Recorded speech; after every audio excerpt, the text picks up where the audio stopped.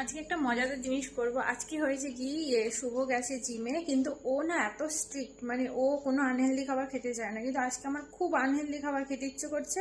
তো আমি কি করব, আমি ওকে দেখিয়ে, লোভ দেখিয়ে দেখিয়ে আমি খাবো, আর আমি ওকে এরকম লোভ দেখানোর চেষ্টা করবো যে ও খাচ্ছে কিনা।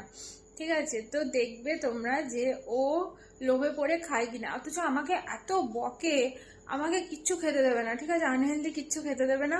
তা আমার খুব ম্যাগি খেতে ইচ্ছে করছে। আর আরেকটা জিনিস দেখাবো, সেটা ভিডিও দেখতে থাকো।